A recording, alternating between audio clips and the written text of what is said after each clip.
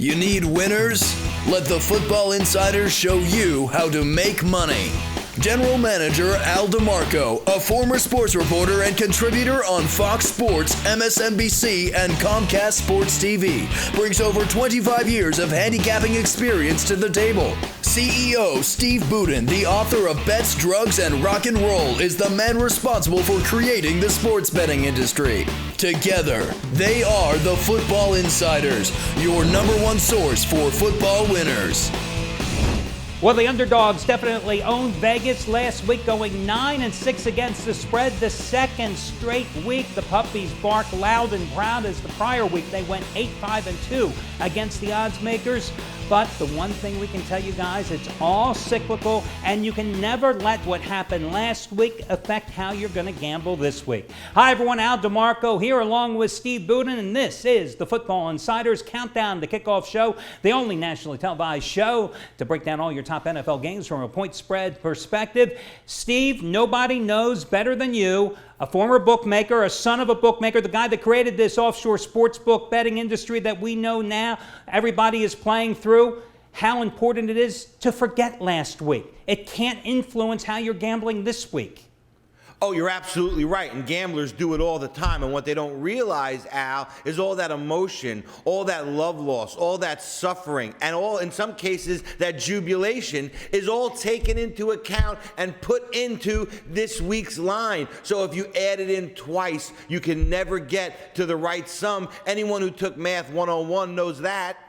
Hey, listen, one of the most important things to have in terms of being a gambler and a handicapper, you got to have short-term memory deficit disorder. Amen. You really have to have it, because you have to put aside what happened, win or lose from last week. You cannot let it affect how you're going to play this week. If you do, you lose focus, and you put yourself behind the 8 ball before you even place that first wager.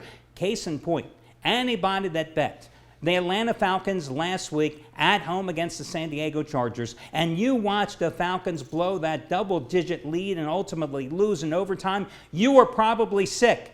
But you can't hold it against the Falcons going into this week's game at home against the Green Bay Packers, a game in which they are favorably priced because they lost last week at only a field goal against Green Bay. Of course, the Packers are coming off the Thursday night win against the injury-riddled Chicago Bears, which they got a mulligan because Brian Hoyer broke his arm early in that contest. It was far from an impressive win, but it was a much-needed win for the Packers. Steve, I know which way I'm going, but I'm going to put you on the spot first. Who do you like in this one?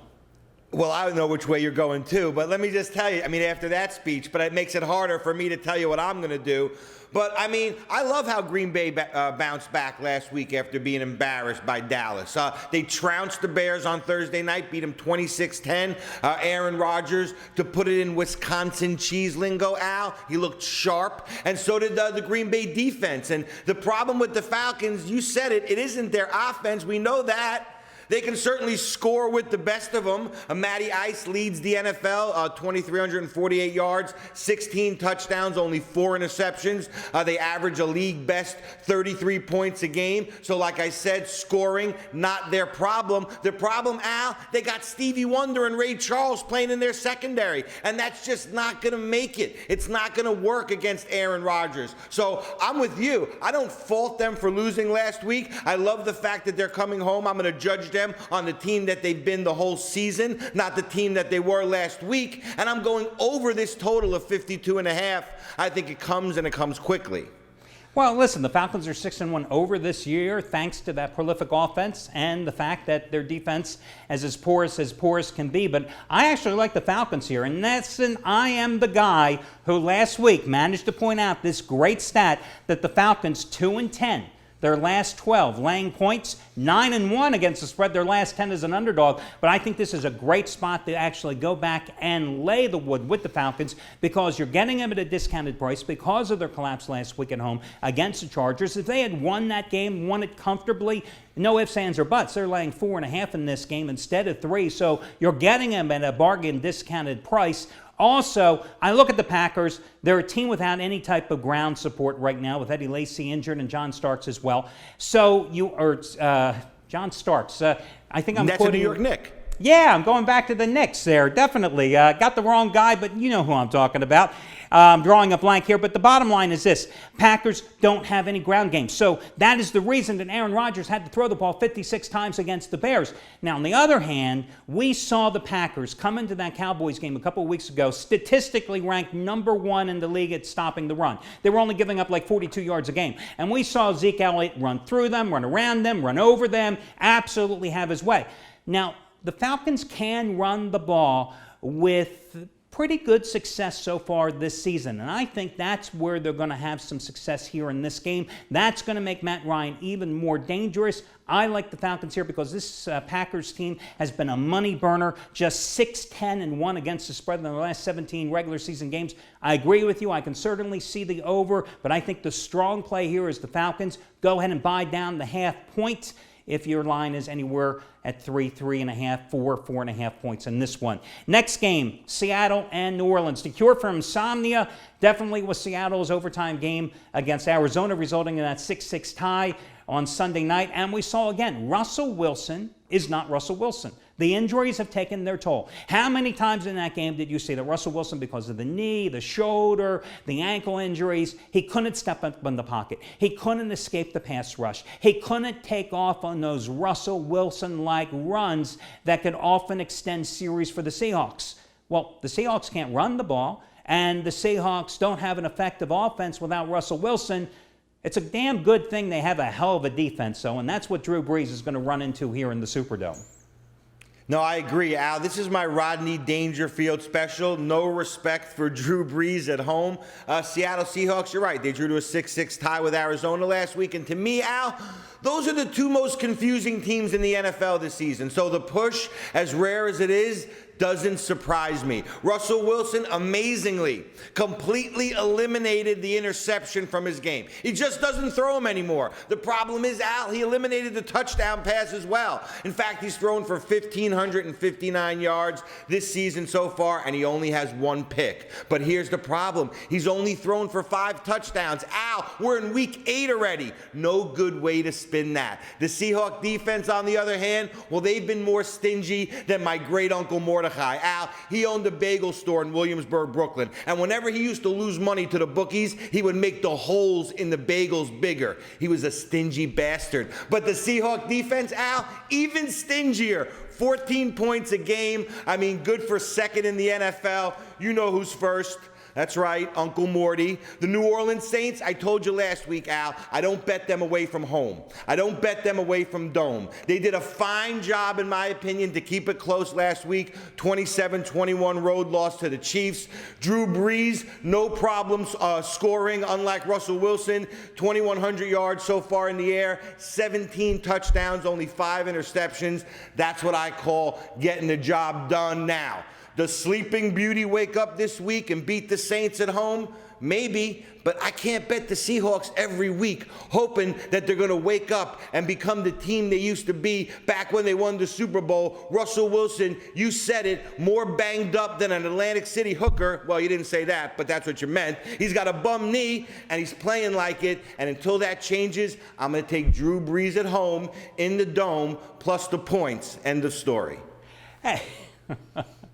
Oh, I don't know where you come up with some of these analogies. But anyway, the other thing to consider this for Seattle, you know, they played the late game on Sunday, the late game that never would end. I thought I was watching that Cal-Oregon game last week again. It was a repeat. But the other thing with Seattle, I mean, that defense was exhausted. They were on the field, Seattle, so long because Arizona had the ball 46 minutes in that game, extending one drive after another. So now to ask them to come up with a repeat performance against the Saints, who you know are going to play up-tempo because that's their M.O., I think that's asking for a hell of a lot here. And I think that Brees and the Saints are a decent play here. They're getting the 3. I would go ahead and buy up to 3.5 or 4, depending on what your line is in this contest. And let's remember this, you know, for as good as the Seahawks have been at times on the field, they have been a lousy play in Vegas. 11-12-1 against the spread in their last 24 games overall. 6-7 against the spread their last 13 as a road chalk. So again, I would go ahead and I would definitely take the Saints in this one. Saints, by the way, have covered 11 of their last 14 getting points, including getting the cover as a 6.5-point puppy at Kansas City last week. So New Orleans, I'm with you there. The final game here before we take a brief break, it's going to be New England taking on the Bills in Buffalo. Listen, the Patriots were my best bet last week, but I will be the first to admit that they did not play a very good game at Pittsburgh. And it's a damn good thing Landry Jones was quarterbacking the Steelers and not Ben Roethlisberger. But they got the job done. They are 3-0 straight up and against the spread since Tom Brady has come back. And you know, they have had this game circled on their calendar because after losing at home to Rex and hearing Ryan go with all that blustery talk after the game, after the 16-0 shutout, well, Jacoby Brissett was the quarterback then. Tom Brady is quarterbacking now. Bills coming off the loss at Miami when they didn't have Shady McCoy available at full strength. You know the Patriots just want to kick some ass, and they want to rub Rex Ryan and his brother Rob, the defensive coordinator, their noses into the turf in Buffalo this weekend. Well, Al, you tell people all the time, and it's true.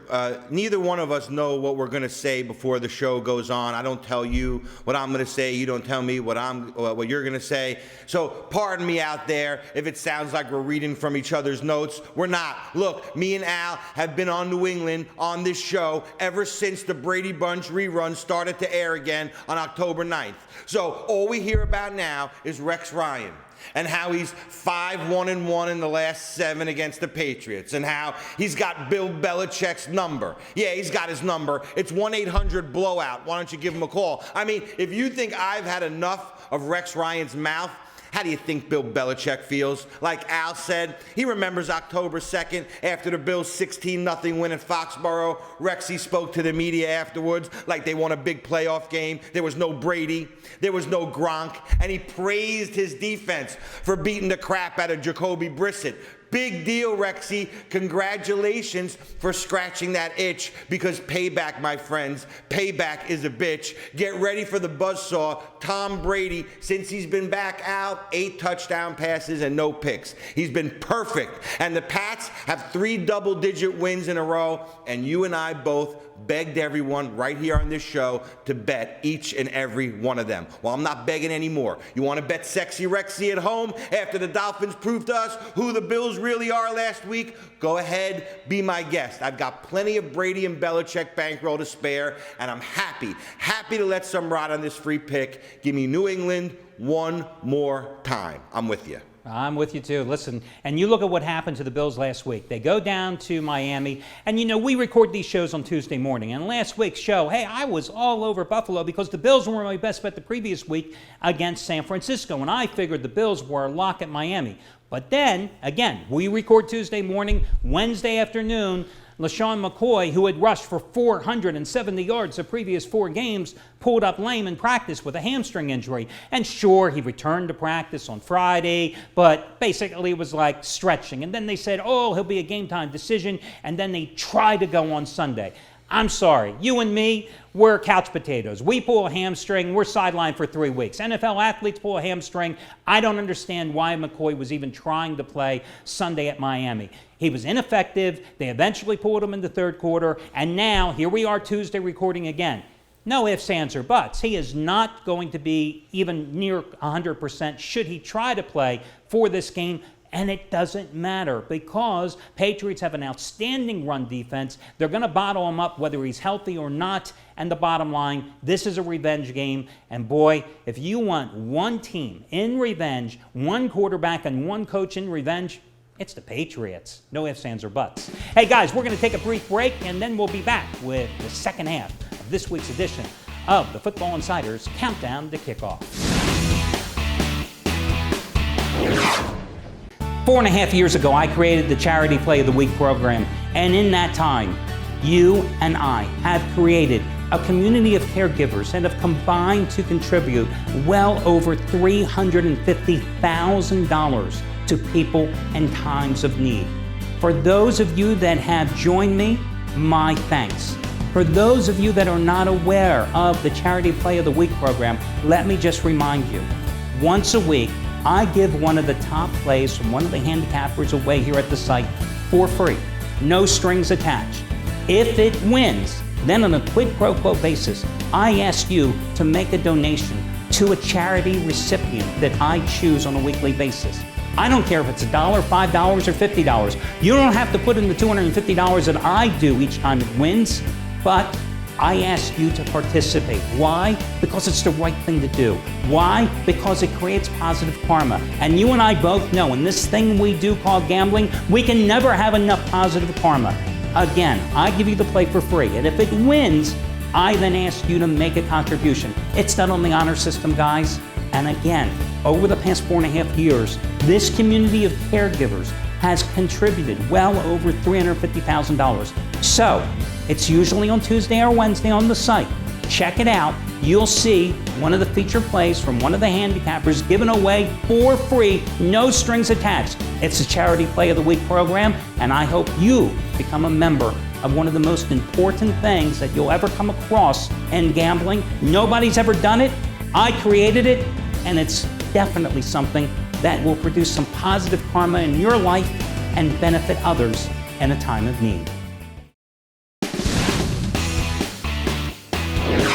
Welcome back, everyone, to the second half of this week's edition of the Countdown to Kickoff show, and let's pick it up with a team that has absolutely thrived on the road.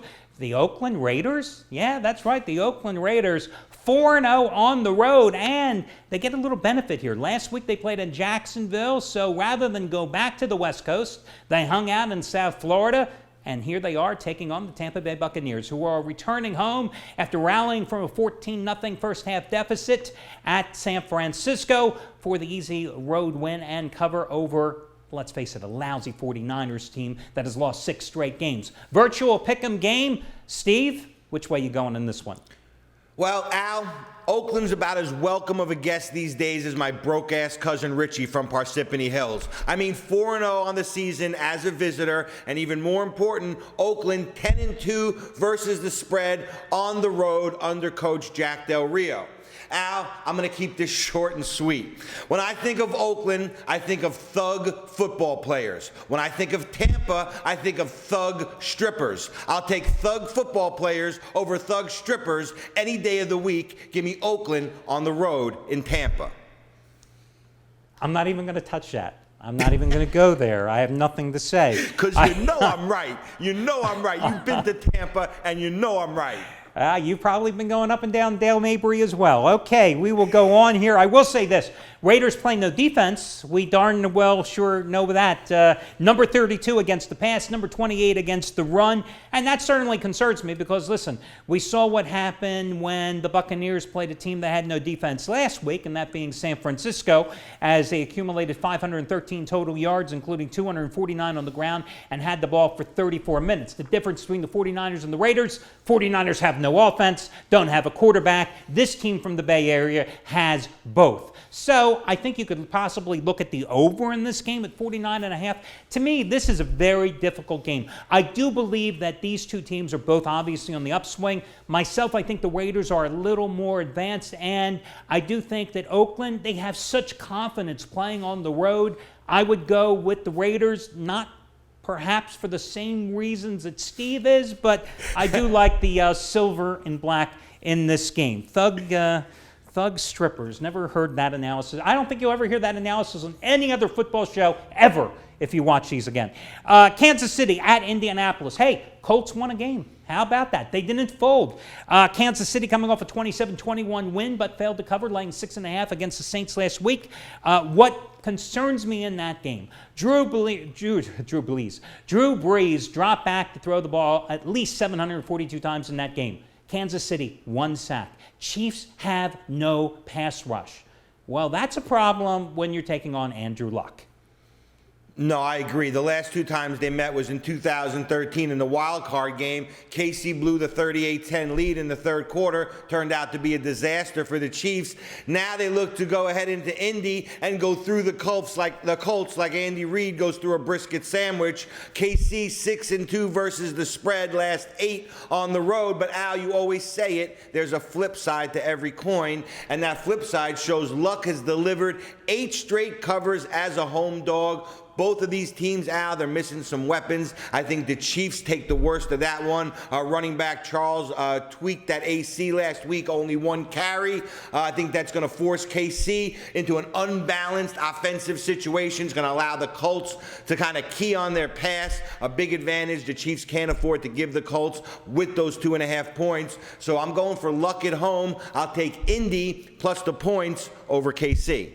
I'm with you. I'm kind of surprised. I understand why Kansas City is 2.5-point favorite here. But myself, I think that makes Indianapolis just a great play, because if it's going to come down to a passing battle between Andrew Luck and Alex Smith, I'm going to go with Luck against a team that has been unable to generate any type of pass rush this season, no matter who their opponent has been. Hell, Brock Osweiler looked good against this Chiefs defense when KC was on the road at Houston earlier this season. Need I say more? I'm with you. I'm going with Indianapolis. And listen, bottom line is 8 straight covers as a home dog. That's a pretty damn impressive number. Denver and San Diego. These two just played a couple of weeks ago. It was a Thursday night game. San Diego came up with a monster upset. Now, Broncos are just coming off the Monday night win at home against Brock Osweiler and the Houston Texans. Did they play a great game? No. Did they play a very strong defensive game? Yes. Did they play against an awful Houston Texans offense?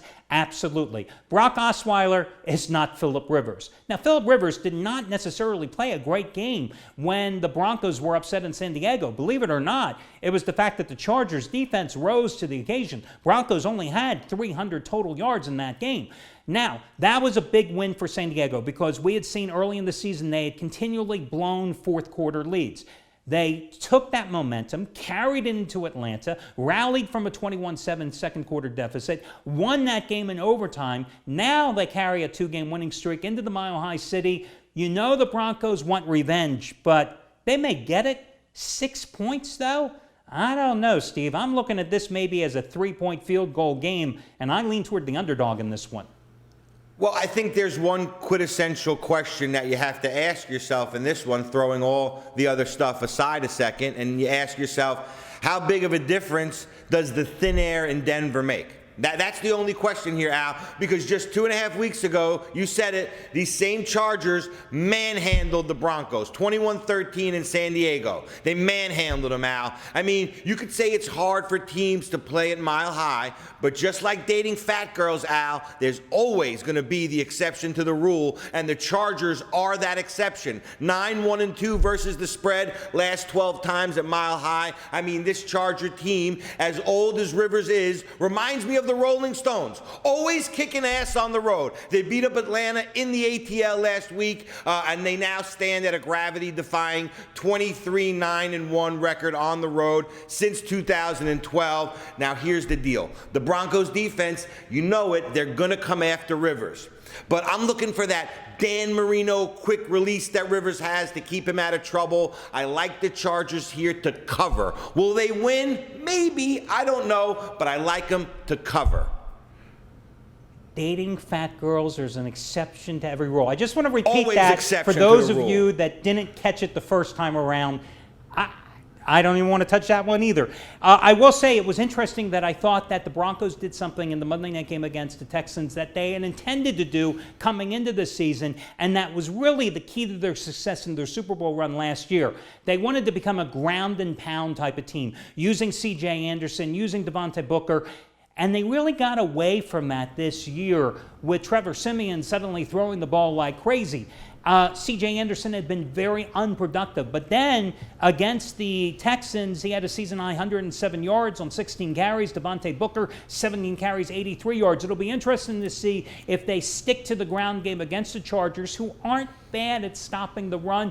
But either way, this game is overpriced at 6 points. I'm with you. I think it's just still, as I said earlier, a 3-point game one way or another, and I'm taking the underdog, and you dictated all those great stats. I mean, San Diego is just a great play as a puppy, and especially in this series. Final game is the best game, I think, on the board, even better than the Patriots in revenge against Buffalo, and that is the NFC East Showdown. The Cowboys coming off the bye, hosting the Philadelphia Eagles. Now, we've seen some teams here lately, namely the Eagles at Detroit, namely the Vikings at Philadelphia, coming off byes that basically were sleepwalking through their games. I don't think the Cowboys are going to be in this position in Jerry Jones's palace in this nationally televised showdown against the Birds. The price is right, 4.5 points. The Eagles coming off the big win at home against Minnesota to snap their 2-game losing streak. Steve, which way are you going in this one? Let's face it, Al, not even Debbie is more popular in Dallas than the Cowboys are these days. I mean, I've been singing their song every single week on this show like CeeLo Green on The Voice. Dallas is the total package. Dak Prescott, man, isn't it so much easier as a rookie quarterback when you got Zeke Elliott rushing for 703 yards, 130 or more for 4 straight games. In fact, they led the league in rushing, Al, the first 6 weeks of the season, and that sets up Dak for the air attack. But the story in Dallas isn't just about Dak and Zeke and the Dallas offense. It's the Dallas defense too. To me, that's what makes them a potential contender to go deep into the postseason. Now, it's true. The Cowboys usually suck at home, especially against the spread, but that's with Romo. And now it's a whole different team, a whole different vibe, and a whole different story. If you look at the stats, Dallas is now 5-0-1 versus the spread since Dak took over. Give me Dallas here. I'm going to back them one more time. Dallas minus the points at home. Just like the Patriots, since Brady has returned, we have been riding the Cowboys all season long, and I am with you for another rodeo with Dallas in this one. And I'm pretty certain that most people under the age of 30 have no idea what you were referring to with Debbie and Dallas, but I won't go there. But I will say this, a lot of people are going to look at that game with the Vikings last week and they say, oh man, the Eagles defense, 6 sacks to Sam Bradford, and they forced 4 turnovers.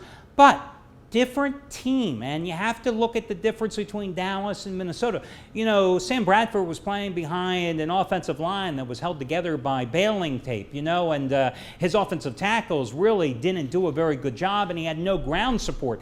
This Dallas offensive line is probably among the top 3 in all of the NFL, and with Zeke Elliott's 4 straight games over 130 yards, he's got a ground game, he of course being Dak Prescott, to rely on, and he's a far more mobile quarterback than Sam Bradford. And I go back to 2 games ago when the Eagles couldn't lay a hand on Kirk Cousins in Washington. What did the Redskins do in that game? 26 first downs, 493 total yards, 230 yards rushing. And the Redskins can't even run the ball with Matt Jones and a bunch of assorted guys, yet they average 7 yards a carry.